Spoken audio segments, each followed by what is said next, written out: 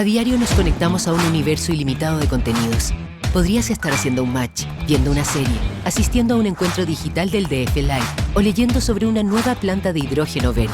Como en la vida hay contenido para todo, también lo hay de negocios. DF Digital Premium. Contenidos de negocios para la vida de hoy. Suscríbete ahora y obtén acceso ilimitado a df.cl, DF+, Financial Times y mucho más. Diario Financiero. Las señales hay que leerlas. Somos una red de profesionales con más de 100 años en Chile.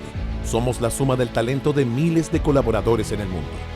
Día a día construimos una ruta de valor, cimentada en la excelencia y centrada en las personas, generando confianza para hoy y mañana. Nos hacemos cargo de los grandes desafíos que se están produciendo en el mundo. Creemos en la palabra equipo, porque solo un trabajo colaborativo convierte los sueños en proyectos y los proyectos en realidad. ¿Estás listo para marcar una diferencia y crear valor para un mundo distinto? Nosotros sí.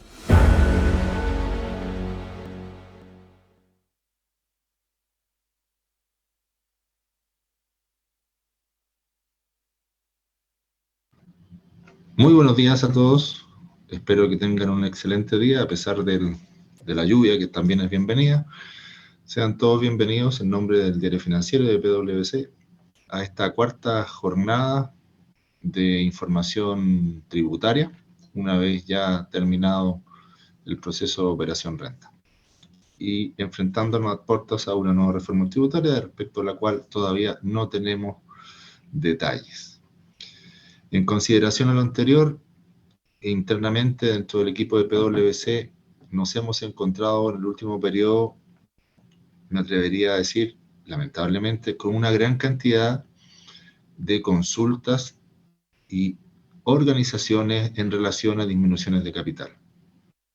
Y en virtud de esta demanda, por llamarlo de alguna manera, que hemos tenido en el último tiempo respecto de consultas relacionadas con eventuales disminuciones de capital y en algunos casos disminuciones de capital ya realizadas en el último periodo, hemos decidido este mes, en esta jornada, poder compartir con ustedes las instrucciones relacionadas con las disminuciones de capital. Hay que recordar que han sufrido modificaciones en los últimos años en relación a las últimas reformas tributarias. Y también poder compartir con ustedes la experiencia que hemos tenido en la realización de estas disminuciones de capital que nos ha tocado realizar. Creo que en virtud de los requerimientos de nuestros clientes, en general, estas en el corto plazo efectivamente se pueden materializar incluso en forma adicional a lo que hemos visto hasta el día de hoy. Y por lo tanto creemos que es un tema bastante interesante a poder compartir con ustedes y poder dialogar respecto de cuáles son las instrucciones y cuáles son nuestras sugerencias respecto de eventuales disminuciones de capital que tanto sus clientes como sus empresas puedan estar planeando. En forma adicional, al término de esta presentación, como todos los meses, efectuaremos una actualización de normativas a través de oficios emanados de parte del Servicio de Impuestos Internos de diversas jurisprudencias y de diversos impuestos que son aplicables e interesantes de analizar y que tenemos que tener obviamente todos en consideración y que no se nos queden en desconocimiento en posibles aplicaciones de interpretaciones de parte del Servicio de Impuestos Internos. Para esta jornada invitamos a Fabián Jofré. Él es abogado del Departamento de TLS, de Impuestos, de PwC. Por lo tanto, tiene bastante experiencia en lo que corresponde al tema que nos hoy día convoca. Y adicionalmente, en la exposición de Fabián, se va a unir Andrea, a quien ustedes ya conocen, Andrea Villalobos, o por lo menos lo que queda de ella, así que les pido mucha paciencia porque a pesar de ser un resfrío que tiene, no los va a contagiar a través de la red, así que siéntanse tranquilos, pero le agradezco mucho a Andrea que esté presente también en en esta jornada, a pesar de su resfrío fuerte que tiene. Así que pido disculpas por anticipación. Y muchas gracias, Andrés. Así que sin más preámbulo, partamos con la exposición del día de hoy. Fabián, buenos días, bienvenido. Hola Luis, hola Andrea, buenos días comunidad también. Tal como indica Luis, un día bastante lluvioso, lo que, bueno, yo que soy del sur es bastante bueno, me gusta ver lluvia y se echa bastante de menos seguido. Bueno, disminuciones de capital, justamente como nos indicó Luis, hemos recibido bastantes consultas sobre esta materia. Lamentablemente, en muchos casos han sido consultas post actos efectuados por estos contribuyentes. Por tanto, consideramos importante abordar este tema desde el punto de vista, bueno, por mi lado, desde el punto de vista jurídico, propiamente tal, y también un poco teórico, conforme te voy a explicar, y también desde el punto de vista práctico, en lo cual Andrea, que tiene mayor expertise en la aplicación práctica frente a impuestos internos y frente a las determinaciones tributarias correspondientes, tiene mayor experiencia. Entonces, en función de eso, quise empezar esto. Me acuerdo que hace un tiempo atrás me tocó hacer un curso en una carrera universitaria para alumnos de ingeniería comercial sobre actualización un poco en materia de impuestos, y efectivamente la primera duda que plantea ello en realidad es ¿qué es el capital de una empresa? Y bueno, el capital de una empresa, por un lado, para poder explicárselo a ellos, fue, bueno, no existe una definición jurídica propiamente tal, tampoco existe una definición contable que nos pudiese decir a qué corresponde. Sin perjuicio de eso, nosotros contamos con el término capital en distintos contextos, como por ejemplo, ya llegando al mundo tributario, hemos escuchado muchas veces hablar del llamado capital propio tributario de una empresa, el cual no es más que la expresión de los activos pasivos de la sociedad o el negocio reflejado sobre los tributarios, lo que no tiene ninguna relación con lo que nosotros queremos abordar ahora. En función de eso, bueno, el capital. No existe una definición, como dije, legal de capital, sin perjuicio de que ya nuestro Código Civil lo contiene dentro de la definición del contrato de sociedad o compañía, como se llama en ese cuerpo legal, la cual lo que viene a expresar directamente es que el contrato de sociedad es un contrato en que dos personas estipulan poner algo en común. Bueno, el capital es algo en común que ponen las partes, ¿ya? ¿Con qué objeto? Con la mira de partir los frutos, los beneficios que provengan de este negocio, ¿ya? Y que, en definitiva, la doctrina, amarrada un poco a esta definición de carácter civil, pero que puede llegarse también a su definición comercial, nos señala que el capital, o algo en común, no es sino el conjunto de todos aquellos aportes que son entregados, o bien en algunos casos prometidos, entregar por los socios en un determinado tiempo, ¿ya? A la sociedad para objeto de conseguir estos beneficios o este objetivo común. Y ser un poco más específico también, bueno, como abogado cito acá al profesor Álvaro Puelma, el cual dentro de las sociedades también quieren un poco más allá y viene a señalar que el objetivo de este capital o algo en común que los socios aportan no es sino reflejar las sumas en dinero. Bueno, eso es lo más común, pero no son dinero, sino también respecto de todos aquellos bienes y servicios que los socios se obligaron a entregar a la sociedad para poder cumplir con este objetivo común.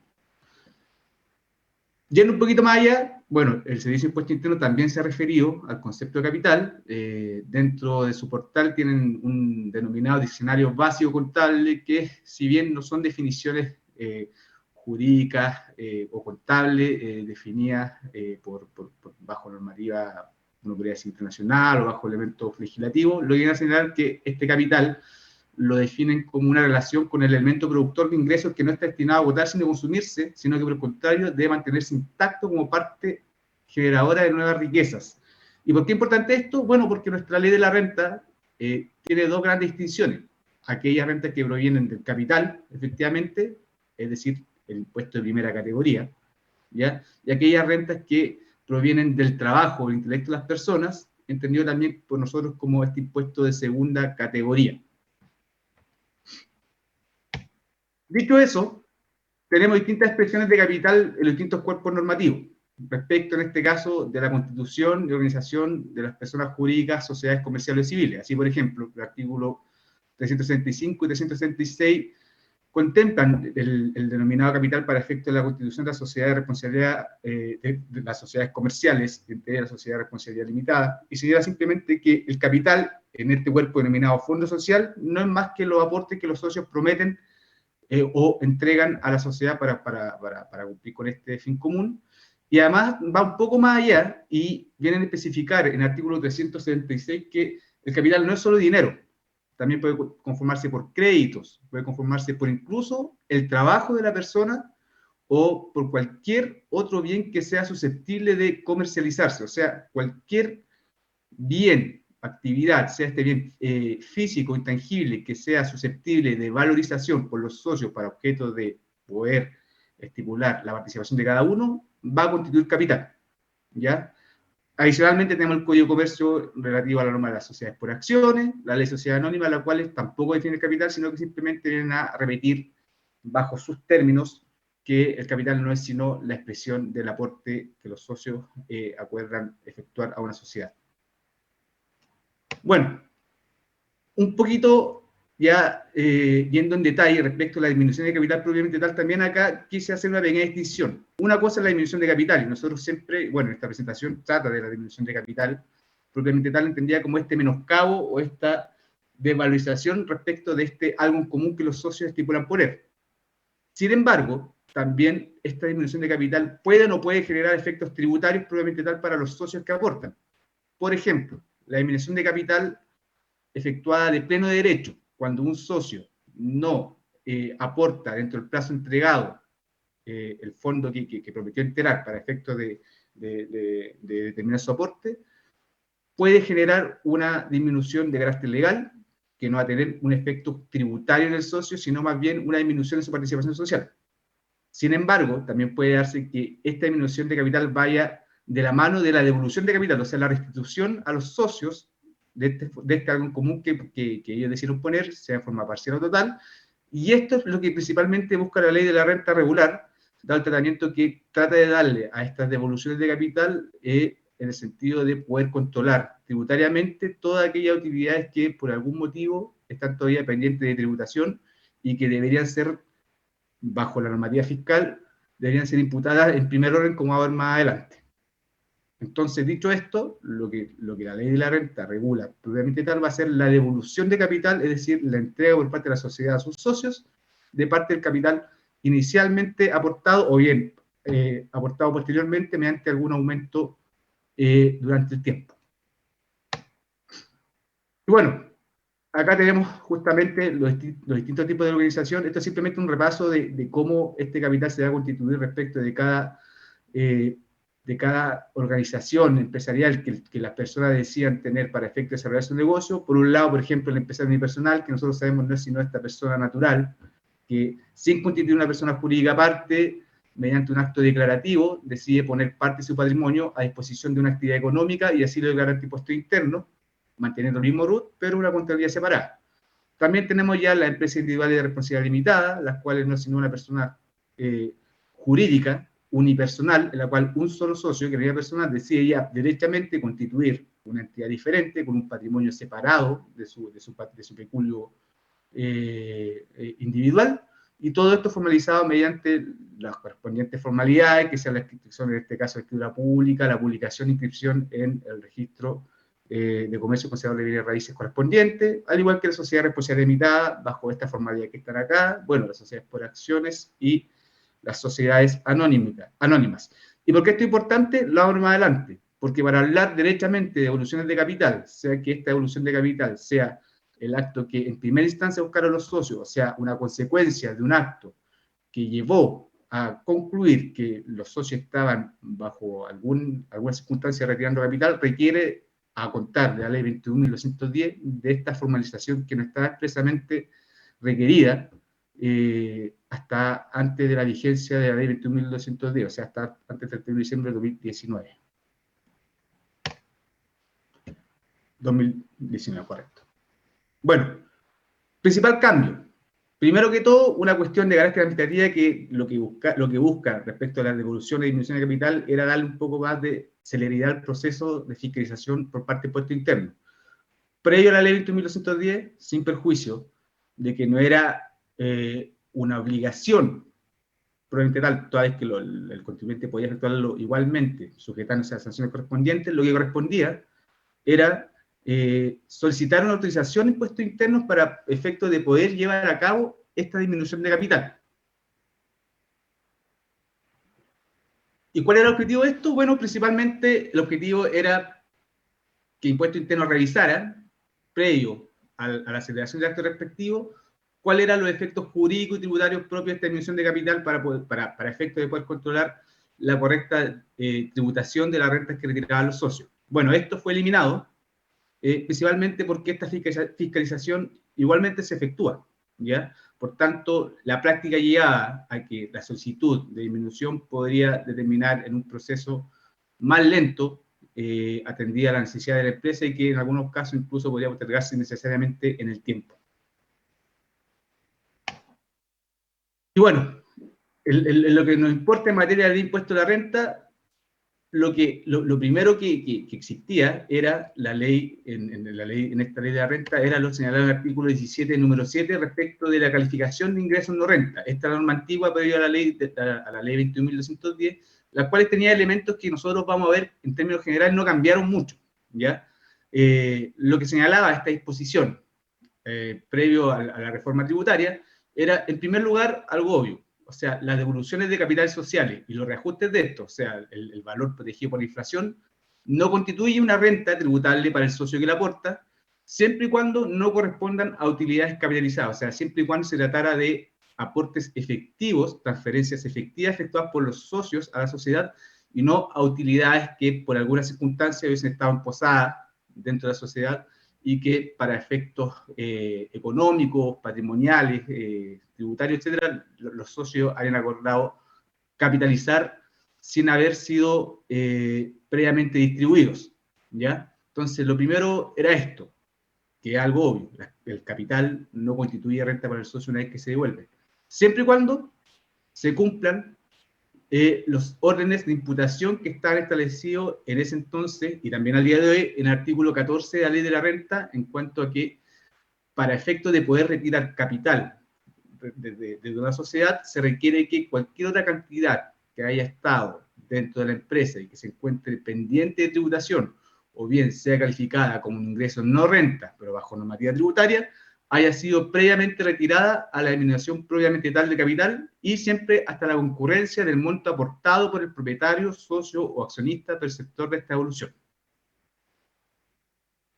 Dicho eso, este artículo 17, número 7, nos dirigía a artículo 14 de la Ley de la Renta, el cual no establece sino, previo a la Ley 21.210, establecía dos regímenes generales, como recordarán, de tributación. Uno, este régimen de renta atribuida, ya en la cual tenía la característica principal de que las rentas generadas por la empresa durante un ejercicio tributario se entendían retiradas por los socios o distribuidas a sus accionistas y por tanto ellos pagaban en el mismo ejercicio el respectivo impuesto final asociado a esta renta del ejercicio, ¿ya? Y por otro lado estaba este régimen parcial o semi-integrado, el cual se mantiene hasta el día de hoy y que no tiene otro fin que señalar que las rentas generadas por la empresa van a pagar el respectivo impuesto de primera categoría y sin perjuicio que posteriormente y solo una vez que los socios o accionistas hayan retirado o se han retribuido estas utilidades hacia ellos y estos sean contribuyentes de impuesto final, van a pagar el respectivo impuesto global complementario o adicional según corresponda, ¿ya? Y bueno, y en cuanto a la imputación, lo que señalaba la ley era una distinción dependiendo de cuál era el régimen que se iba a aplicar. Así, por ejemplo, estos son un poco de historia, este es el régimen de imputación que contemplaba el artículo 14 letra A, el régimen de renta atribuida, el cual señalaba que los repartos de cualquier cantidad de la sociedad a sus socios tenían que pasar en primer orden por utilidades reinvertidas, en el caso de existir, que vienen de ejercicio, o incluso una reforma anterior, que es la ley 20.780, que fueron hasta esa fecha en que se pudieron efectuar, los registros de rentas propias, o sea, aquellas rentas que efectivamente pagaron impuestos de primera categoría y además se atribuyeron derechamente a los socios, o sea, ese era el primer orden de imputación normal que se aplicaba a la empresa. Bueno, los fondos de utilidades financieras, que hoy día se denomina DEDAN, que no es sino el registro que controla la diferencia entre la depreciación acelerada y la depreciación normal que usa la empresa. El REX, registro de renta exenta de impuestos finales y también de ingresos no renta. Y en quinto lugar, algo que también se mantiene al día de hoy, pero que hoy día está un poco más definido, que no es sino aquellas cantidades acumuladas que exceden todos estos registros previos. O sea, ¿qué es lo que busca el impuesto interno? Es decir, bueno, usted tiene su control tributario de todas las rentas, sin perjuicio de ese control tributario. También existe o podría existir alguna diferencia de carácter financiera que no está controlada tributariamente, y es lo que yo quiero controlar en esta orden de imputación número 5, previo a la devolución de capital, porque a mí lo que me interesa, como legislador y como fisco, es que usted, previo a retirar capital, retire cualquier cantidad registrada tributaria financieramente de la sociedad, para efectos de la tributación correspondiente. Y llegamos al capital social y su reajuste. Entonces, no era llegar, el mensaje de esto es que no era llegar y distribuir capital, sino que previo al acuerdo, y es lo que nosotros siempre veíamos con nuestros clientes, es que previo al acuerdo de disminución de capital tenía que hacerse una evaluación previa. ¿Te vas a llevar capital efectivamente o tienes tales cantidades y en tal magnitud que aún siendo esta evolución de capital o esta solicitud de los socios de la institución de capital de tal magnitud, no vas a alcanzar a llegar al capital toda vez que tienes demasiadas cantidades, sea de utilidades pendientes de tributación, sea de ingresos no renta, sea también de utilidades financieras, que no están controladas tributariamente, pero que tu balance demuestra efectivamente al término de cada ejercicio.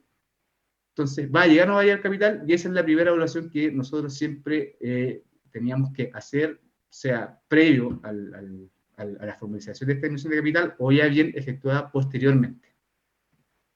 Bueno, acá también tenemos el régimen de imputación antiguo del 14B, que sigue la misma lógica que la anterior, con la diferencia de que en este punto número 2, en vez de esta renta atribuida propia, estaban las rentas que estaban afecto a impuestos finales, o el registro RAE. ¿Qué cambió con la ley 21.210? Bueno, lo primero que cambió fue, bueno, y que están también en este artículo, en esta circular 43 del año 2021, la cual regula efectivamente el tratamiento tributario de la evolución de capital. Lo primero que cambió fue modificar el artículo 7, el 17, número 7 de la ley de impuestos de renta, relativa al ingreso no renta, simplificándolo un poco. ¿Por qué? Porque dijeron, bueno, el objetivo de este artículo 17, número 7 es uno solo. Primero que todo, señalar que la evolución de capital es un ingreso no renta, pero siempre y cuando se respeten las normas de imputación del artículo 14, que es el mismo tratamiento que se le otorga a los dividendos o cualquier otra cantidad que sea retirada por los socios. Por tanto, dijeron, bueno, remitámonos a eso derechamente. ¿Para qué lo vamos a indicar nuevamente en el artículo 17, cuando el artículo 14 ya lo regula de mejor forma? Por tanto, simplificó este artículo 17, señalando simplemente que este es un ingreso no renta, pero además agrega algo que es súper importante. Dijo que el ingreso no renta lo constituye no solo el valor o aporte que haya efectuado el socio entre la empresa, sino también el valor de adquisición de su participación, toda vez que podría darse perfectamente que un socio entre a participar en una empresa no mediante el aporte efectivo de capital, sino mediante la compra, por ejemplo, de acciones hacia otro socio, lo cual probablemente podría darse el caso de que este costo de adquisición representaba incluso un mayor valor o costo tributario que el aporte efectivo que se encontraba dentro de una sociedad que podía tener, por ejemplo, un capital de 1 millón de pesos, pero un patrimonio de 1.000. Y quedó así. Bueno, la devolución de capital sigue siendo el ingreso no renta. ¿Hasta cuándo? Hasta el valor de aporte o bien el costo o el valor de adquisición de su participación, y todo esto debidamente reajustado. Y siempre y cuando, lo mismo que estaba anteriormente, esto no corresponda a utilidades capitalizadas que deban pagar los impuestos establecidos, o sea, que sean aportes efectivos. Y para efecto de determinar este ingreso no renta, nos remitimos entonces a este artículo 14 de la ley de la renta en cuanto a los órdenes de imputación para efecto de la determinación de la tributación de cualquier renta o cantidad que retiren los socios, sea como dividendo, como dijimos, o bien como devolución de capital propiamente tal. Este es el nuevo orden de imputación que se estableció en el artículo 14 también con la ley 21.210, que como veremos, o quizás no como veremos, sino que si efectuamos la comparación con el régimen anterior, nos vamos a dar cuenta que es igual al régimen del antiguo artículo 14 letra B, o sea, un orden de imputación basado en un régimen de tributación semi-integrada, en la cual simplemente se paga el impuesto de primera categoría y estas rentas, las cuales se terminó la tributación de la empresa, van a quedar, en primer lugar, en un registro RAI, a la espera de que sean retirados por los socios y, en consecuencia, se lleguen a pagar el respectivo impuesto final, sea global o adicional correspondiente. En segundo lugar, estas cantidades que se encuentran en el antiguo registro FUF, que hoy día se denomina DEDAN, y que, como dijimos, no es sino el registro que controla las diferencias entre la depreciación acelerada y normal de la sociedad, cuando decía aplicar este tipo de régimen de depreciación. En tercer lugar, al igual que en el caso anterior, la renta con tributación cumplida, o bien los ingresos no renta, o aquellas rentas que están exentas de impuestos finales, pero que pagaron impuestos en una categoría, o sea, todo aquello que esté anotado en el registro REX. ¿Ya? En cuarto lugar, volvemos de nuevo, utilidades financieras. Pero en este caso, antes la ley decía, cualquier cantidad que estuviera en exceso de los registros anteriores. Acá fueron un poco más específicos y dijeron, bueno, ¿qué es lo que está en exceso de los registros anteriores? Son utilidades de balance, porque efectivamente el balance financieramente refleja una utilidad mayor, ya a lo que está, a los registros tributarios, ya, y que están retenidas en exceso, entonces, de estas cantidades que son tributables y que, por tanto, también se afectan con impuestos, pero con el derecho al respectivo crédito por impuesto de primera categoría en caso de que esta sociedad así lo tuviera. Y solo una vez pasado por todos estos registros, vamos a llegar a lo que son la imputación al capital propiamente tal. Entonces dijeron, bueno, es lo mismo que lo anterior, y efectivamente es así. O sea, Fabián, disculpa, ¿sí?, que te interrumpa, solo un comentario antes de pasar al punto 5, en el punto de utilidades financieras, un punto no menor que nos ha sucedido con las disminuciones de capital, que efectivamente, como bien Fabián explicaba, son las utilidades financieras. Entonces, ojo al balance al que nos vamos con las utilidades financieras. Nos hemos encontrado con que nos vamos a un balance que puede estar bajo IFRS, que están claramente las utilidades financieras auditadas, y por lo tanto es fácil su determinación cuáles son las que corresponden a un exceso respecto a las utilidades que están en el registro de renta empresarial. Pero también, por ejemplo, nos hemos encontrado con empresas que, teniendo un balance para efectos de estado financiero bajo IFRS, preparan un balance para efectos tributarios respecto de los cuales, como tienen diferentes principios contables, las utilidades financieras son diferentes. Y hasta el día de hoy esas empresas han venido declarando ante el Servicio de Impuestos Internos no lo que tienen bajo IFRS que ha auditado, sino que declaran su balance tributario. Entonces, cabe la pregunta, bueno, ¿cuáles son las utilidades financieras?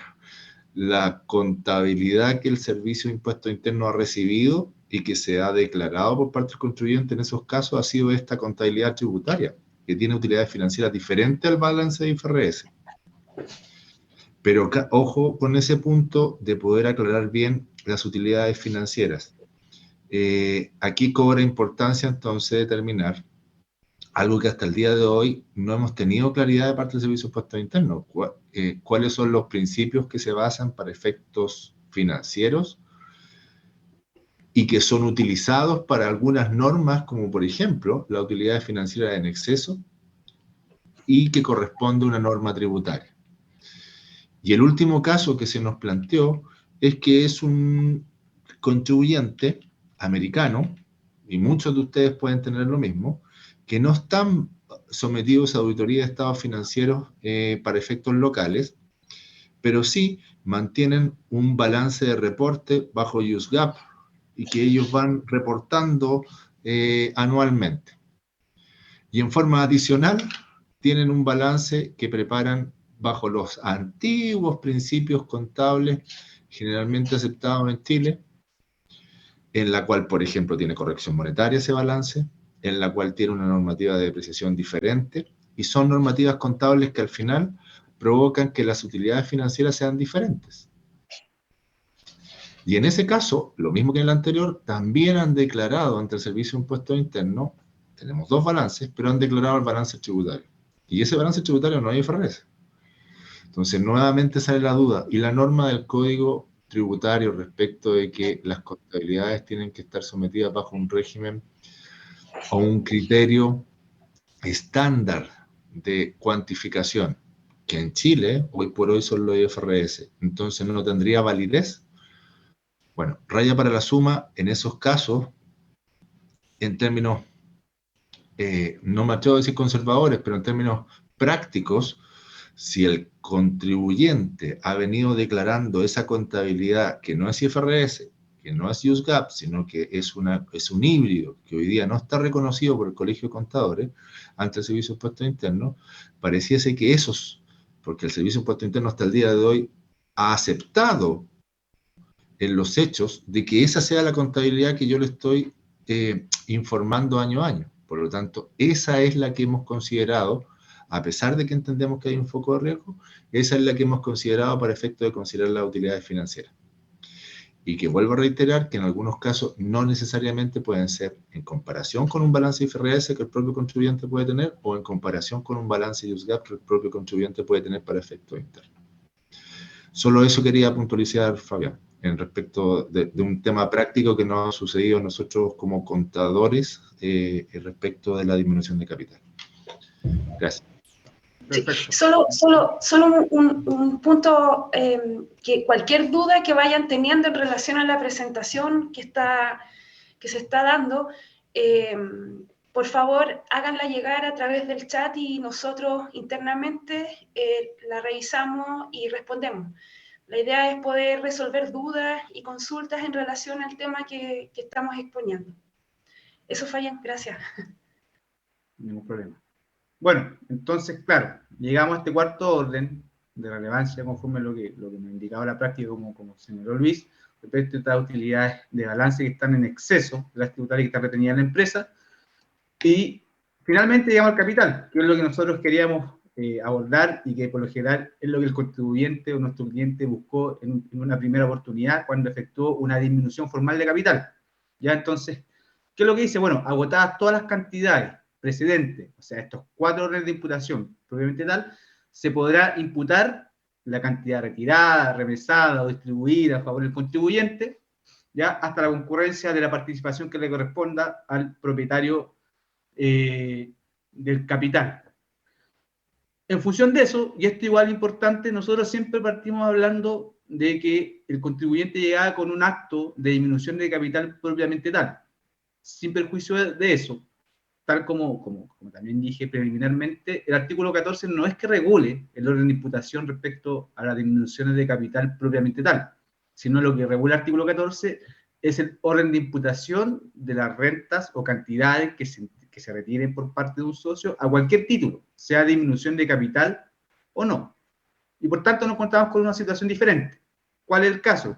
Contexto: una sociedad acuerda distribuir dividendos en marzo o en abril, previa aprobación del balance o del estado financiero de la compañía, a sus accionistas por una cantidad tal que al término del ejercicio correspondiente resulta ser muy superior a las cantidades que estaban dentro de todos estos registros propios de la empresa para efectos tributarios controlados en su registro de renta empresarial. O sea, por ejemplo, decide hacer una distribución de dividendos cuyo monto es superior a la renta que está anotada en este registro RAI, que incluso es superior a este registro de diferencias por aplicación de los sistemas de depreciación normal y tributaria acelerada contemplada a la ley de la renta, que incluso es superior al ingreso no renta y que incluso también llega a ser superior a las utilidades financieras de la compañía. O sea, retira cualquier tipo de utilidad de la compañía, incluso va más allá y retira un poco más. Y bueno, dado que el artículo 14 señala que estos retiros o estas cantidades tienen que seguir esta orden de imputación, dice, bueno, probablemente lo que pasó es que al final del ejercicio la cantidad distribuida fue tal que los socios llegaron a retirar capital de la sociedad. Y eso era algo que estaba contenido antes, pero que ahora se establece un nuevo requisito para efecto de poder imputar esta cantidad de capital efectivo, y es que este retiro o esta cantidad que partió en este caso como una distribución de dividendos, ¿ya?, pero que llegó a capital de la sociedad cuando no era el espíritu propio del acuerdo de los socios, podrá ser efectivamente imputado a capital, y por tanto podrá ser catalogado como un ingreso no rento en esa parte. Pero para estos efectos, lo que requiere ahora el artículo 14 de la ley de la renta es que esta disminución de capital, que no es en un efecto, se formalice mediante los actos propios dependiendo del tipo social respecto del cual nosotros habíamos estado evaluando, y que esta formalización, esta escritura pública, esta inscripción y esta publicación se efectúe todo a más tardar durante el mes de febrero del año siguiente al retiro, remesa o distribución. Y esto también es una cuestión muy común, principalmente atendido que este registro de rentas empresariales que nosotros mencionamos, que son estos registros que están acá, y sus normas de imputación se van a terminar todas, pero al término del ejercicio respectivo. Por tanto, la distribución de dividendos puede ocurrir en una época muy temprana del año, pero sin saber cuál va a ser el resultado final de la empresa, ¿ya?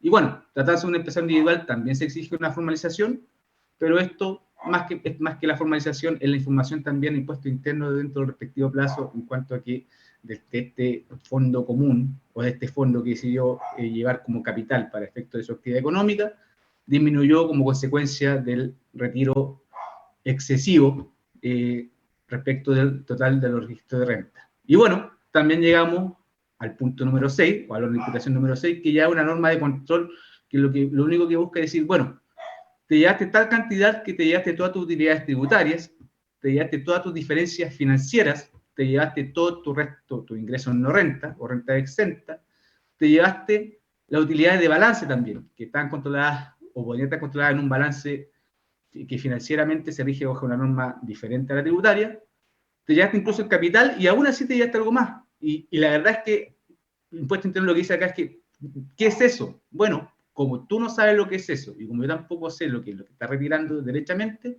esto también se va a entender como un retiro afecto a impuesto final, porque algo debe haber pasado en el tiempo que te permitió llevarte una cantidad que probablemente no tributó porque no está controlada dentro de tu registro de renta, pero que sí genera para ti un beneficio o un incremento patrimonial, y por tanto lo va a afectar con los impuestos finales correspondientes. Y acá también algo bien particular, propio de aquellas sociedades que tienen accionistas que son contribuyentes de impuesto adicional, o sea, extranjeros, las cuales dicen que, lo cual, considerando que respecto de este tipo de contribuyentes, cualquier reparto, cualquier remesa efectuada al extranjero tiene que estar sujeta, bajo la consideración del artículo 83, a una retención provisional de impuesto adicional para efecto de la correcta, o la determinación de la correcta tributación al término del ejercicio, sabiendo que esa es la regla general. Acá lo que te dice la ley de la renta es una excepción, señalando de que, bueno, si lo que se hizo fue formalmente una disminución de capital por parte de la sociedad que está remesando cantidad hacia el exterior, esta retención obligatoria, provisional, que normalmente se encuentra obligada a hacer la empresa en beneficio del contribuyente extranjero, podrá no hacerse. Pero para estos efectos, el único requisito que yo te pido, dado que tú estás hablando de emisión de capital propiamente tal, es que al término del ejercicio inmediatamente anterior a esta evolución de capital, no tengan tus registros rentas afectan impuestos o diferencias o rentas que están registradas en este registro de diferencias entre la depreciación normal y acelerada. O sea, lo que te estoy pidiendo es, yo voy a presumir que dado que tú no tienes rentas pendientes de tributación conforme a los registros normales, de registros de rentas empresariales, tú efectivamente te vas a llevar capital y por tanto te voy a permitir no efectuar esta retención provisoria. Pero ojo, también, si es que tú al término del ejercicio llegas a tener renta afecta a impuestos y a tener alguna diferencia, va a tener que tributarlo con la única diferencia que el socio extranjero ya no va a poder contar con el crédito por esta retención provisional que le efectuó la compañía al momento de efectuar la debida remesa. Y esto está regulado todo en el artículo 56, o sea, en la circular 56 del año 2020. En función de lo anterior, también quise, para terminar esta parte, oficios relevantes que también van un poco de la mano con lo que Luis indicó en su oportunidad respecto de esta diferencia de balance y de criterio de aplicación de norma NIF, norma IFRS, y de este denominado balance tributario, que si bien no existe un consenso respecto a si este balance es efectivamente válido, en la práctica, sí ha sido aceptado por impuesto interno. ¿Ya? Y acá hay un caso bien práctico justamente en relación con la aplicación de las normas internacionales sobre contabilidad, en la cual el contribuyente viene a señalar lo siguiente: mira, respecto de este cuarto orden de imputación que tú me estás indicando, que son estas utilidades de balance financiero y que están en exceso de las tributables, tengo el siguiente caso. Yo tengo utilidades acumuladas en la compañía, utilidades financieras acumuladas dentro de la compañía, pero estas utilidades no corresponden sino a una expresión de una revalorización de ciertos activos biológicos, en este caso árboles y también de terrenos, que permitían un ajuste para efectos de su valor, de acuerdo a la norma internacional de información financiera, NIF o IFRS. Entonces dice, la verdad es que yo tengo esta utilidad financiera reflejada en mi balance, pero esta no es una utilidad propiamente tal, sino simplemente es consecuencia de la aplicación de las normas de contabilidad internacional. Bueno, el Servicio de Impuestos Internos dice, efectivamente esto es lo que nosotros estamos tratando de controlar. Hay algunas utilidades que no corresponden simplemente a utilidades de carácter tributario, pero que generan una diferencia respecto de tus registros tributarios, ya por ejemplo, la revalorización de activos de acuerdo a las normas NIF. Y por tanto, esa pequeña diferencia que para ti financieramente representa una utilidad, nosotros la categorizamos dentro de este cuarto orden de imputación y por tanto esa pequeña diferencia, o gran diferencia, podría ser también, que tú obtuviste ya por aplicación de esta norma de contabilidad, va a ser considerada para efectos del orden de imputación y por tanto va a estar afecta a impuestos finales. Y adicionalmente también está el oficio 1068 del 25 de marzo, que también está relacionado con la mayor duda que presentaba el contribuyente respecto de estas utilidades de balance retenidas en exceso de las tributarias, ya, estas UVET, la cual simplemente el contribuyente busca aclarar, y que Impuesto Interno aclara de forma súper ordenada, en cuanto a que, bueno, ¿cómo yo determino cuáles son estas utilidades de balance en exceso tributario? Primero, son utilidades de balance, dice Impuesto Interno.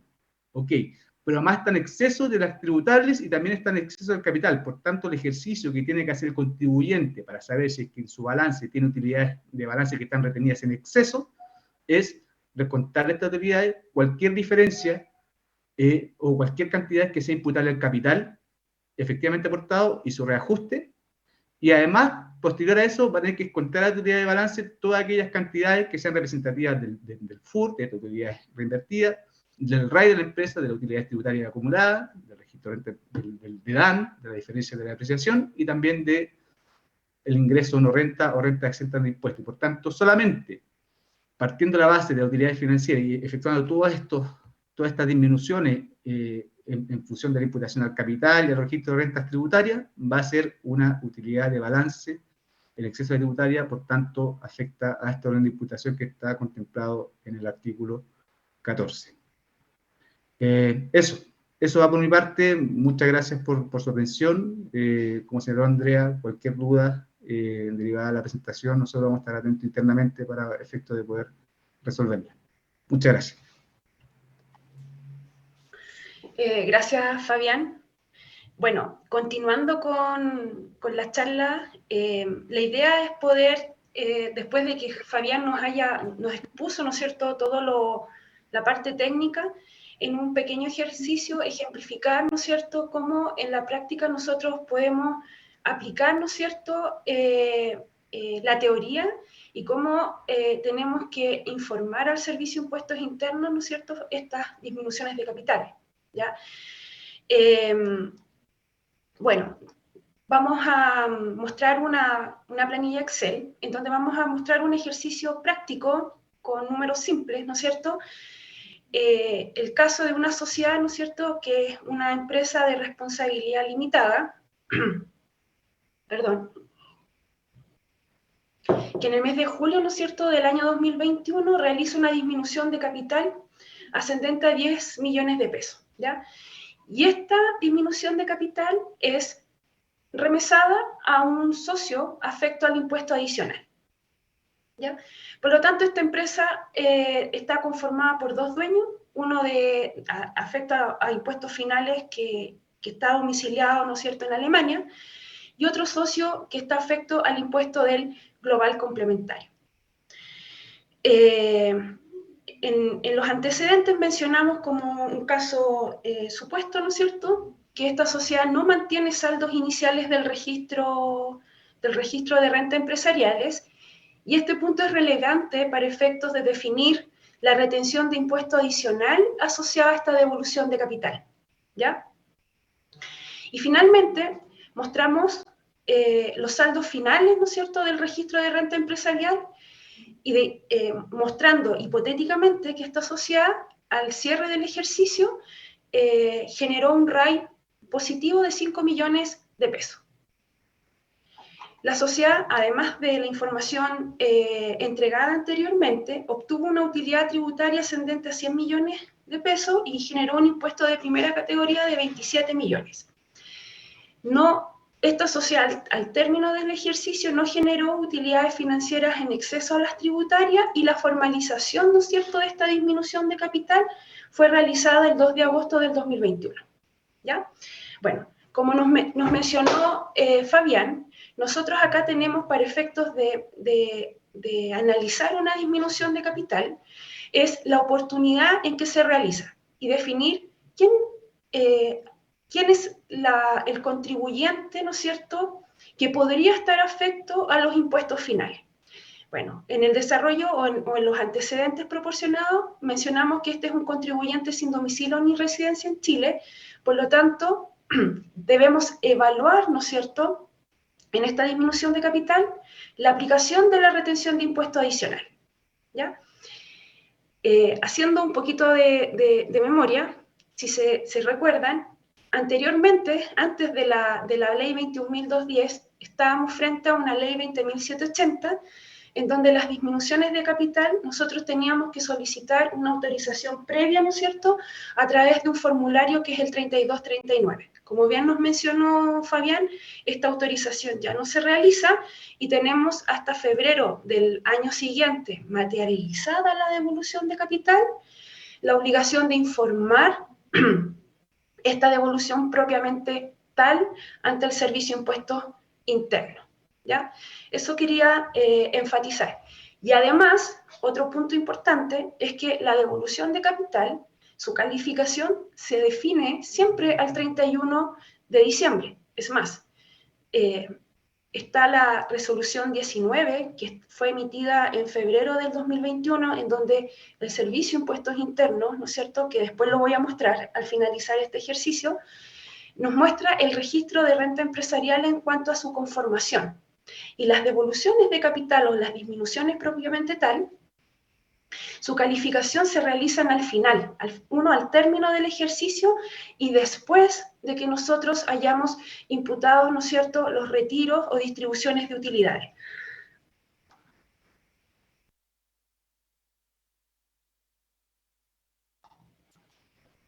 Ya. Dicho lo anterior, ya, yo aquí en este ejercicio en el que lo vamos a enviar, incluí un esquema que aparece, ¿no es cierto?, en la circular 73, que fue promulgada por el Servicio de Impuestos Internos con los cambios que introdujo la ley 21.210, en donde nos muestra el orden de imputación, ¿no es cierto?, de una devolución de capital. En donde claramente, y acá haciendo referencia a lo que mencionó Fabián, se muestra en la mano derecha para mí, izquierda para ustedes al parecer, la imputación de una devolución de capital en cuanto a que de forma inicial esta disminución de capital o devolución se debe incorporar al registro FUR. Luego dice que se va al registro RAP. ¿Y por qué lo dice así? Porque si una sociedad, acuérdense de que antes de la ley 21.210 habían dos regímenes tributarios. Estaba el registro de renta o sea, la renta atribuida y el parcialmente integrado, ¿ya? Y lo que trae esta circular 73 es que menciona es que si ustedes, producto de las modificaciones introducidas por la 21.210, traen un registro RAP, esas utilidades con tributación cumplida, ¿no es cierto?, se van antes del registro RAI. Entonces, es por eso que en esta circular se mantuvo en cuanto al registro RAP, porque estas utilidades, como ya vienen con su tributación cumplida y en el orden de imputación tienen, ¿cómo se llama?, van primero, ¿no es cierto?, que las utilidades afectan impuestos, es por eso la incorporación de y el énfasis que hizo la circular en relación a estas utilidades. Luego, nos vamos al registro RAI, y este registro RAI, como bien mencionó Fabián, son utilidades afecta a impuestos finales. Por lo tanto, si la disminución o la devolución de capital queda grabada, o sea, queda imputada a este saldo, el dueño, ya sea afecto a impuesto del global complementario e impuesto adicional, va a tener que tributar en relación a estas utilidades. Como cuarto punto de imputación, ¿no es cierto?, nos vamos al registro de DAN, que también son utilidades afectas a impuestos, luego al registro REX, de acuerdo al orden de imputación que me muestra el registro propiamente tal, y luego, ¿no es cierto?, a las utilidades de balance en exceso a las tributarias. Cuando se consuma todas estas utilidades, ¿no es cierto?, como bien mencionaba Fabián, nos vamos, ¿no es cierto?, a lo que es capital, y es lo que vendría calificándose como un ingreso no renta de acuerdo al artículo 17, número 7. ¿Ya? Por lo tanto, una vez realizada esta introducción, ¿no es cierto?, nos vamos a ir al desarrollo. Entonces, recordemos, esta disminución de capital fue realizada a un socio que no está domiciliado en Chile. Por lo tanto, como no está domiciliado en Chile, debemos analizar la aplicación de la retención del impuesto adicional. ¿Cuándo aplica la retención? ¿Ya? En algún minuto, cuando se discutió esta norma, se hablaba de aplicar esta retención a todo momento, ¿ya? Pero luego, la norma, después de tantas discusiones, ¿no es cierto?, la norma se flexibilizó y generó una opción. ¿Y en qué se refiere esta opción? Es que teniendo en consideración las normas de retención y la responsabilidad del pago, ¿no es cierto?, de esta retención, que siempre es de la persona que efectúa la remesa, ¿no es cierto?, todas las cantidades, ¿ya?, que son remesadas y que producto de una devolución de capital constituyen una operación extraordinaria dentro de las operaciones de la empresa, se considera razonable establecer que las mencionadas entidades, y aquí lo subrayé y lo dejé marcado, podrán optar por no efectuar retenciones de impuesto adicional sobre las devoluciones de capital que realicen a sus propietarios afecto a dichos tributos. Y aquí hay un entre paréntesis, aun cuando a la fecha de su remesa no sea posible establecer su calificación tributaria definitiva, y siempre que las referidas entidades no registren saldos en sus registros RAI y DDAN al término del ejercicio anterior de la devolución de capital. Por lo tanto, si yo estoy analizando una devolución de capital a un socio, a un dueño sin domicilio ni residencia en Chile, y a mitad de año, es importante tener en claro de que aquí hay que realizar un análisis, y el análisis es, si usted, empresa, posee saldos iniciales de RAI y de DAN, ¿ya?, si posee saldos positivos de estos dos registros, obviamente va a tener que enterar al fisco, ¿no es cierto?, las retenciones de impuesto adicional que le sean aplicables. En caso contrario, si usted, empresa, no mantiene saldos iniciales de registro RAI y de DAN, está la posibilidad que usted no efectúe la retención de impuesto adicional al momento de efectuar la remesa, ¿ya? O más que la remesa, la devolución, ¿ya? Esta devolución fue realizada en julio, y por lo tanto este contribuyente optó por no efectuar la retención, ¿ya? ¿Y por qué? Porque esto es una retención en carácter provisorio. Porque recuerden que las devoluciones de capital se califican, ¿no es cierto?, al término del ejercicio. Por lo tanto, yo al 31 de diciembre, ¿no es cierto?, cuando yo ya tenga mis determinaciones de mis registros de renta empresariales, ¿no es cierto?, y después de haber hecho todas las imputaciones,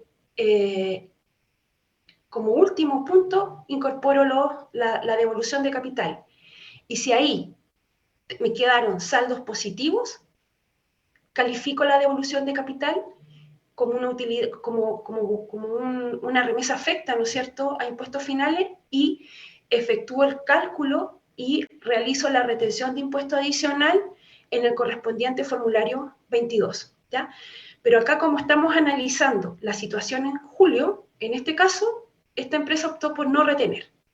Entonces, si se dan cuenta en el desarrollo o en los antecedentes proporcionados en el ejercicio, al 31 de diciembre, esta sociedad terminó con un saldo positivo de registro RAI. Por lo tanto, como esta es una empresa de un régimen parcialmente integrado, ¿no es cierto?, y necesitamos efectuar, ¿no es cierto?, la retención propiamente tal, efectuamos el cálculo. Entonces, ¿cómo determinamos la retención? Tenemos la disminución de capital que quedó imputada, ¿no es cierto?, al registro RAI. Realizamos el incremento que fueron los 5 millones de pesos. Realizamos el incremento del impuesto de primera categoría y la remesa, ¿no es cierto?, incrementada son 6.849.000. A esa base incrementada, ¿no es cierto?, le incorporo la retención del impuesto adicional, ¿no es cierto?, le doy el crédito, que es el impuesto de primera categoría que pagó la empresa, y restituyo el débito fiscal. Por lo tanto, al final del año, en abril o en mayo, como fue este año, este diferencial o este impuesto, ¿no es cierto?, tiene que efectuarlo la empresa que realizó esta devolución de capital a través del formulario 22. Y por lo tanto, ¿cuánto es el impuesto a pagar en este caso? Es 1.195.206 pesos, ¿ya? Súper importante lo que mencionó Fabián hace un momento, que para aplicar estas normas de disminución, la disminución propiamente tal tiene que estar informada, ¿no es cierto?, a más tardar en el mes de febrero del año siguiente, ¿no es cierto?, de efectuada la disminución de capital, ¿ya? Eso ejemplificando en el caso de que ustedes estén pensando en realizar una disminución de capital el día de hoy a un socio o a una empresa, ¿no es cierto?, que no tenga ni domicilio ni residencia en Chile, y mencionarles que está esta opción de no retener, pero cumpliendo este requisito, que no se mantengan saldos iniciales ni de RAI ni de DDAN.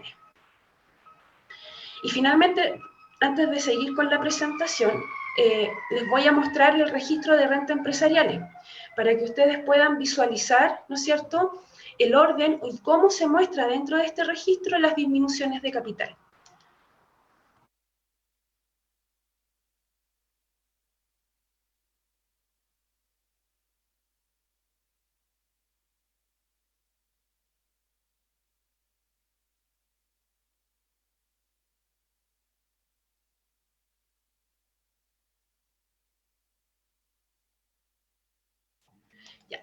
Esta es la resolución 19, ¿no es cierto?, que fue emitida por el Servicio de Impuestos Internos en febrero del 2021, en donde nos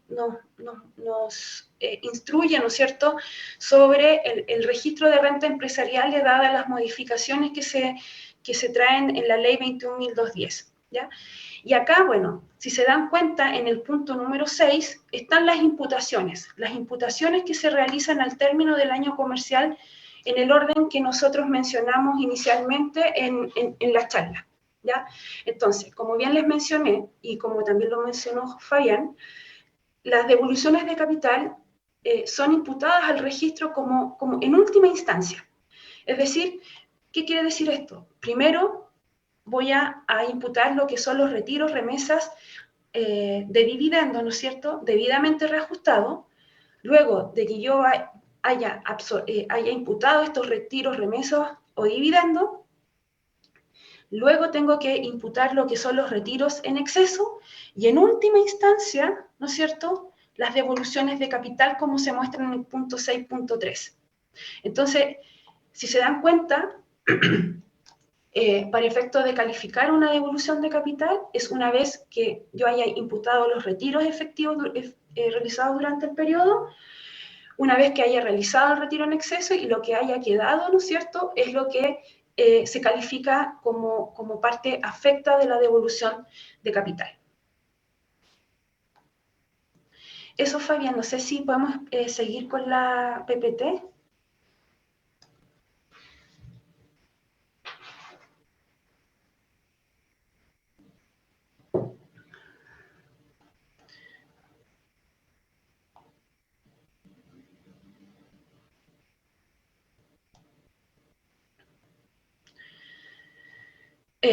Ya.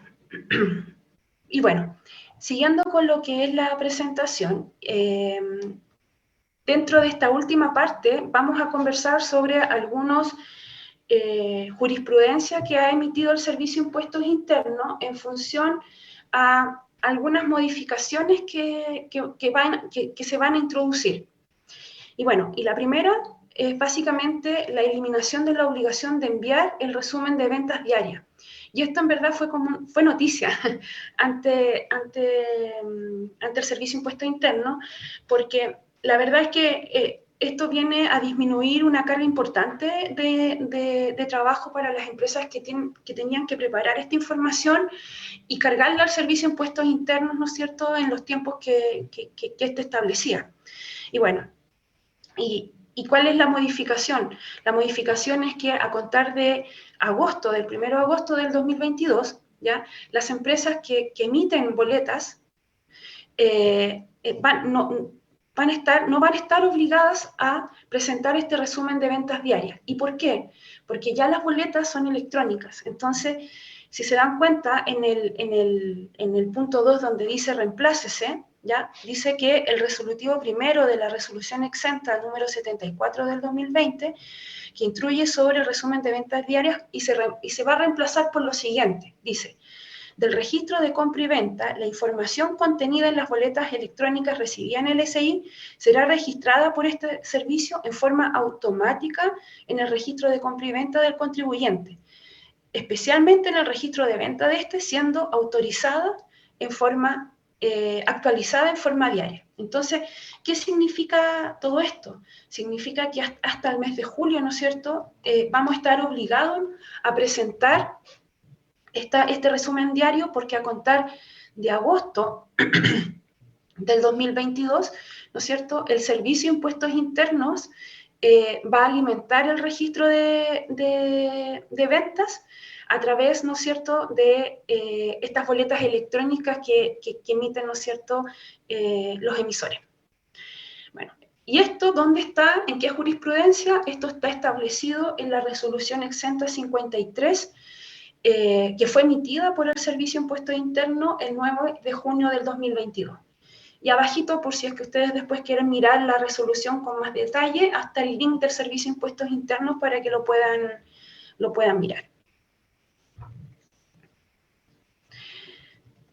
Ya. Por otro lado, en mayo del 2022, el Servicio de Impuestos Internos emite una resolución exenta que es la 49, y en esta resolución 49, el Servicio de Impuestos Internos establece una nómina de contribuyentes de IVA de servicio digital afecto al cambio de sujeto. ¿Y qué dice? Dice: fíjese la nómina de contribuyentes de IVA de servicios digitales afecto a cambio de sujeto. Perdón. Respecto del cambio de sujeto total para el cumplimiento del IVA, lo cual se contiene en un anexo. ¿Qué quiere decir esto? Que en esta resolución que estamos mencionando, en esta lámina, hay un anexo en donde se especifica, ¿no es cierto?, todos los contribuyentes, ¿no es cierto?, a los cuales se debe efectuar esta retención por el cambio de sujeto. Y esta primera nómina de contribuyentes de IVA de servicios digitales afecto al cambio de sujeto va a contar o va a regir, ¿no es cierto?, a contar del 1 de agosto del 2022, perdón, ya hasta el 31 de diciembre del mismo año, ¿ya? Por lo tanto, a partir de agosto de este año, los emisores de medios de pago, ¿ya?, y por cuyo intermedio se paguen servicios provistos por contribuyentes sin domicilio ni residencia en Chile, incluido en esta nómina que se adjunta en esta resolución, deberán recargar el IVA que grava la operación y que no tengan la calidad de contribuyente de dicho impuesto, ¿ya? Así que para las empresas que tengan este tipo de servicios contratados, verificar esta nómina, porque de ser así, claro, van a tener que efectuar una retención por cambio de sujeto a través del formulario, ¿no es cierto?, 29. Fabián, a la otra, por favor. Ya. Este es un oficio que apareció en junio del 2022 y que tiene relación al IVA. IVA en el arrendamiento de oficina. Y este es un contribuyente que realiza una consulta en función a la aplicación del IVA al arrendamiento de una oficina hecha por una sociedad inmobiliaria que la posee en calidad de usufructo, ¿ya? Y cuyo nudo propietario, como persona natural, es el único miembro de esta SPA. Entonces, ¿qué dijo el Servicio de Impuestos Internos en función a esta consulta que realizó este contribuyente? Dice que al respecto se informa que de acuerdo a la letra G del artículo 8 de la Ley sobre Impuestos a las Ventas y Servicios, dice que se grava con el IVA el arrendamiento, subarrendamiento, usufructo o cualquier otra forma de cesión del uso o goce temporal, entre otros inmuebles amoblados o con instalaciones o maquinarias que permitan el ejercicio de alguna actividad comercial o industrial, no siendo determinante el destino que tenga el inmueble para efectos de su avalúo fiscal. Por lo tanto, en resumido, dice que conforme a los antecedentes que este contribuyente expuso ante el Servicio de Impuestos Internos, el arrendamiento de un inmueble queda gravado, ¿no es cierto?, con IVA, en la medida que cuente con muebles suficientes para realizar una actividad profesional o empresarial. Ahora, luego vendrán en instancias de fiscalización, que lo que se está mencionando en este oficio, en lo que puso este contribuyente, ¿no es cierto?, se verifique que esté ocurriendo propiamente tal. ¿Ya? Pero en verdad aquí hay varios oficios en relación a este tema, y este es uno que ya reitera, ¿no es cierto?, que cómo grava, ¿no es cierto?, el IVA, ¿no es cierto?, en el arrendamiento de oficina.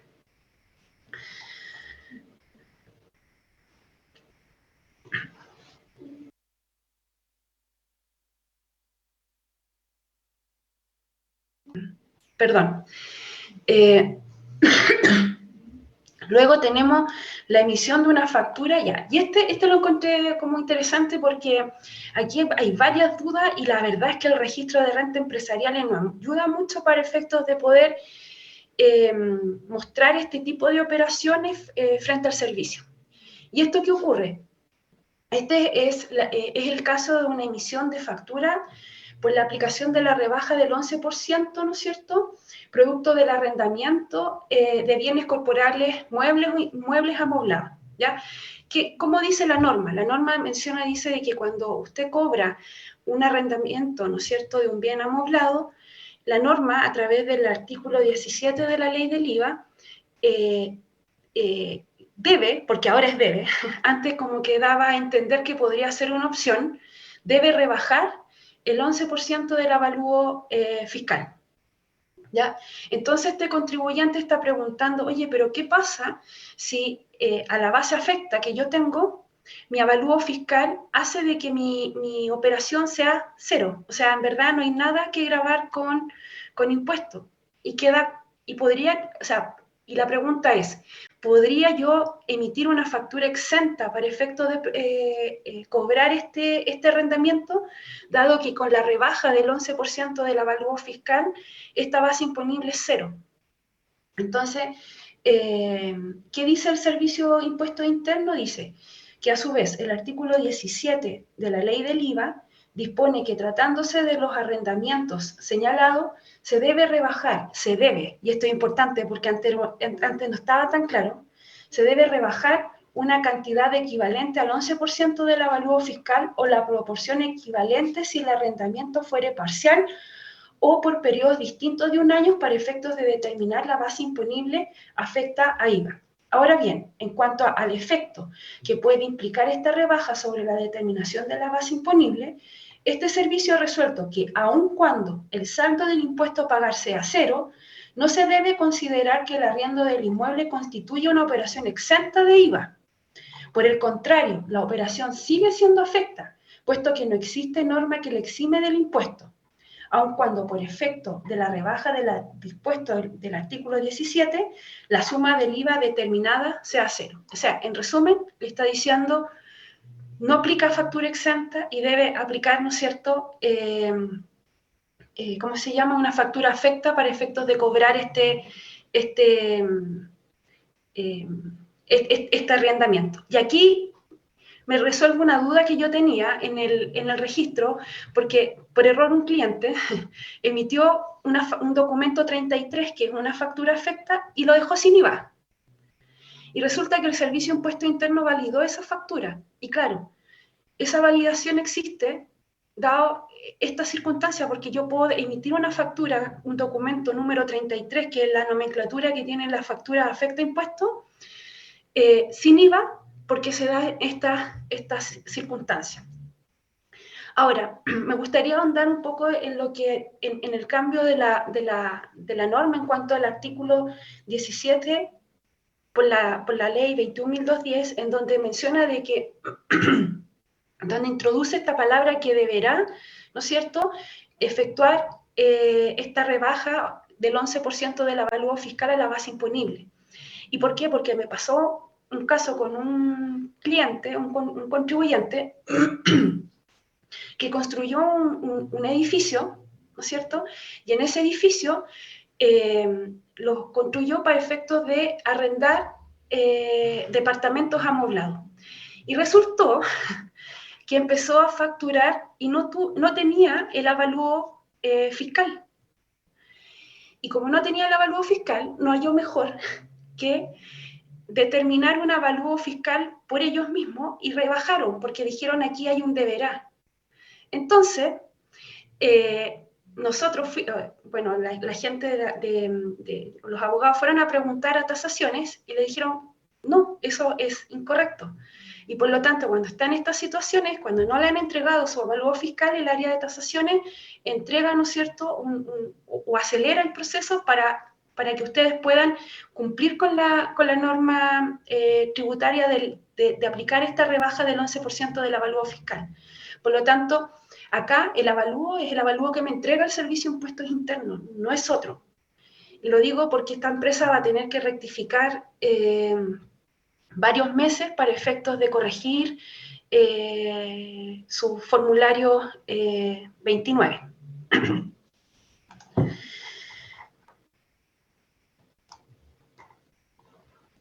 Ya. Y finalmente tenemos un oficio que habla sobre el impuesto adicional en la capitalización de intereses adeudados. Ya. Y bueno, ¿qué pasa acá? Este es un oficio bien largo y lo traté de resumir lo que más pude.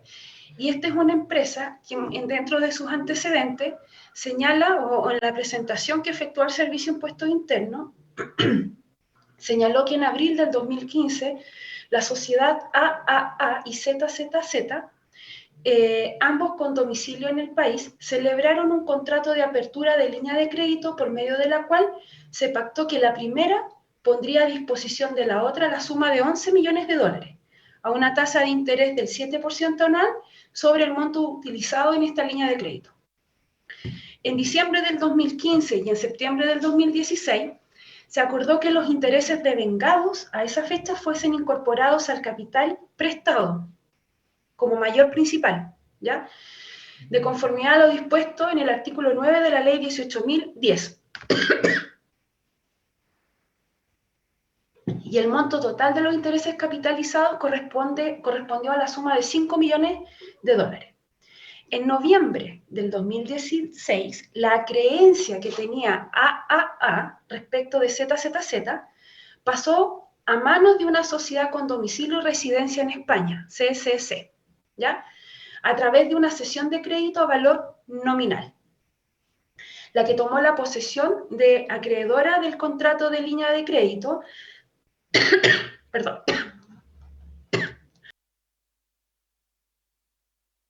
disculpen, por la suma total a esa fecha de 61 millones de dólares. Y el monto incluía, ¿no es cierto?, los intereses capitalizados a esa fecha. Finalmente, en noviembre de ese mismo año, del 2016, la sociedad española, que es la CCC, acreedora en el contrato de la línea de crédito, aportó la creencia en capital a la sociedad ZZZ por el monto total de la deuda, ascendente a los 61 millones de dólares, y esta suma incluía los intereses por los 5 millones de dólares que estaban incorporados en el capital prestado. Entonces, ¿cuál es la duda que tenía este contribuyente? Dos dudas. ¿Qué pasó con los intereses que formaron parte del capital, ¿no es cierto?, de la deuda, dado esta cesión de crédito? ¿Queda grabado con impuesto adicional? Y segunda pregunta, ¿qué ocurre con la capitalización de esa cuenta por pagar que tenía ZZZ? ¿Qué pasa con esos intereses? Entonces el servicio respondió lo siguiente. A la otra lámina, Fabián, please.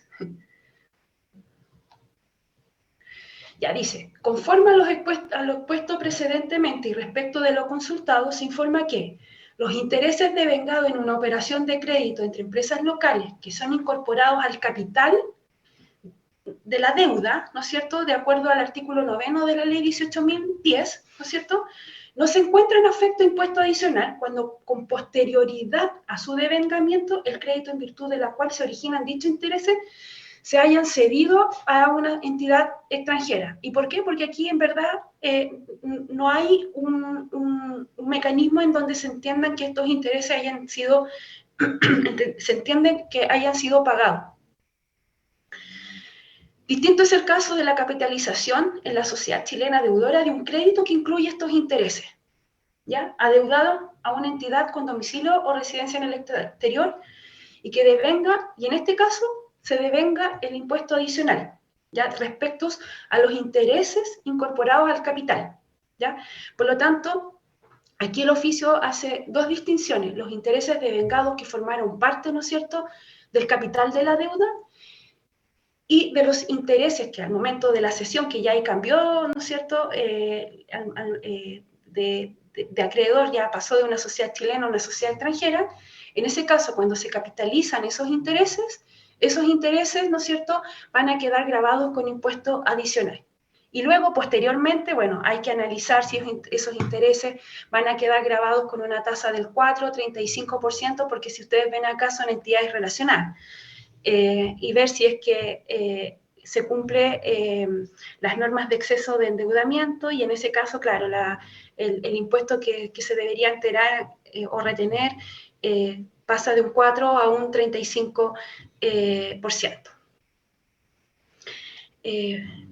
¿Fabián?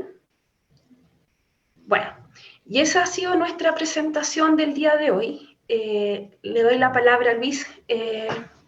Gracias, Andrea. Te pido disculpas por tu resfriado. Ojalá que te recuperes pronto. Tenemos una pregunta que nos hicieron. Nos dicen, ¿qué pasa si por sistema... una anterior. Buen día. ¿Qué tratamiento tributario tiene el aporte de know-how? Es decir, el aporte de conocimiento, ¿verdad?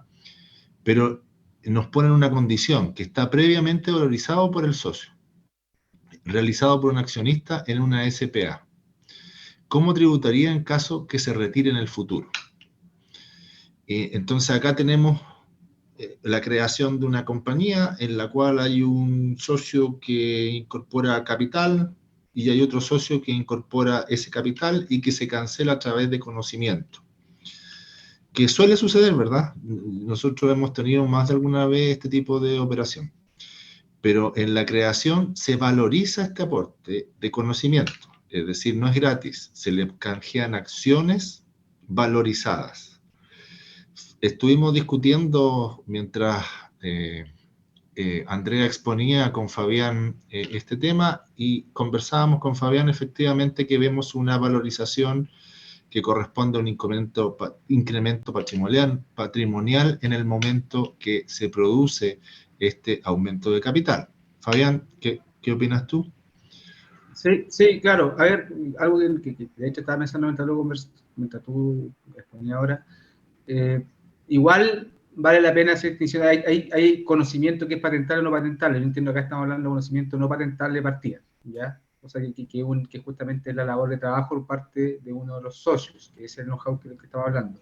De ser así, como tú dices, existe una contraprestación por la percepción de esta acción representativa de una participación del capital social de la empresa que se constituye, y esa contraprestación es valorizada, la cual, por un lado, va a estar esta valorización, si bien de autonomía de voluntad podría estar afectada a una revisión por parte del impuesto interno en cuanto a su tasación, pero además de eso, generaría un incremento patrimonial para el socio, y eso, para los accionistas que aporta este conocimiento, y ese incremento patrimonial debería ser tributable, y en definitiva también va a determinar el costo tributario que va a tener en el futuro este aporte por parte del socio, porque de no mediar este reconocimiento de ingreso patrimonial, perfectamente uno visualiza que impuestos internos podría presumir que estas acciones tendrían costo cero, ¿ya? Por lo tanto, si bien es posible este aporte de know-how, a nuestro juicio, la verdad, y la idea que estamos con Luis, que esto podría estar un incremento patrimonial, por tanto, susceptible del pago de impuesto a la renta, la ganancia que se derive de esta contraprestación por la recepción de estas acciones al valor que estimen los socios, o accionistas en este caso. Así es, y por ende, al momento en que se produzca la disminución de capital, debería seguir las regulaciones normales que explicó Fabián anteriormente, ya que corresponde a un incremento valorizado de patrimonio originalmente. Así es, y con un costo determinado. Gracias, Fabián. Y finalmente, Andrea, si me puede ayudar con la segunda pregunta, que dice relación con un oficio que tú comentabas, en relación a qué pasa si por sistema no le permite emitir la factura afecta con impuesto cero. ¿Qué se tendría que hacer en ese caso? Ya. Bueno, en principio, el parámetro de dejar el impuesto cero está permitido por el Servicio de Impuesto Interno. O sea, todos los documentos, que son documentos 33, el servicio a través de su codificación para efectos de los facturadores electrónicos, ese parámetro está habilitado. Por lo tanto, si no pueden, y de verdad, porque yo lo vi, lo vi con un cliente, y me tocó preguntarle al Servicio de Impuesto Interno porque lo encontré raro, tienen que hablar con el facturador electrónico. ¿Y por qué? Porque cada facturador, cuando se certifica, ¿no es cierto?, tiene que pasar pruebas. Y uno de los parámetros, y esa certificación se realiza con un set de validaciones que se entrega por parte del Servicio de Impuesto Interno. Por lo tanto, respondiendo a su consulta, el parámetro cero en una factura afecta está permitido. Por lo tanto, en caso que no esté así, habría que verlo directamente con el facturador. Perfecto. Eso, Luis. Muchas gracias, Andrea. Como señalábamos al inicio, efectivamente, por lo menos en nuestra oficina, y entiendo que también en otras oficinas, por los conocidos que tengo en oficinas de asesoría tributaria, se está dando mucho la coyuntura de consultas relacionadas con devoluciones de capital. Por eso quisimos exponer esta mañana respecto de dicho tratamiento. Espero que haya sido útil. Nosotros vamos a, como siempre, compartir con ustedes el material de la presentación del ejercicio y esperamos verlos próximamente, el próximo mes, con alguna novedad tributaria, algo más interesante que diga relación con todo lo que se está conversando en el mercado con la eventual reforma tributaria. Quiero agradecer su presencia y agradecer a los expositores Fabián Jofré y Andrea Villalobos. Tengan ustedes un muy buen día. Muchas gracias. Hasta luego. Chao, que estén bien. A diario nos conectamos a un universo ilimitado de contenidos. Podrías estar haciendo un match, viendo una serie, asistiendo a un encuentro digital del DF Live o leyendo sobre una nueva planta de hidrógeno verde. Como en la vida hay contenido para todo, también lo hay de negocios. DF Digital Premium. Contenidos de negocios para la vida de hoy. Suscríbete ahora y obtén acceso ilimitado a df.cl, DF+, Financial Times y mucho más. Diario Financiero. Las señales hay que leerlas. Somos una red de profesionales con más de 100 años en Chile. Somos la suma del talento de miles de colaboradores en el mundo. Día a día construimos una ruta de valor, cimentada en la excelencia y centrada en las personas, generando confianza para hoy y mañana. Nos hacemos cargo de los grandes desafíos que se están produciendo en el mundo. Creemos en la palabra equipo, porque solo un trabajo colaborativo convierte los sueños en proyectos y los proyectos en realidad. ¿Estás listo para marcar una diferencia y crear valor para un mundo distinto? Nosotros sí.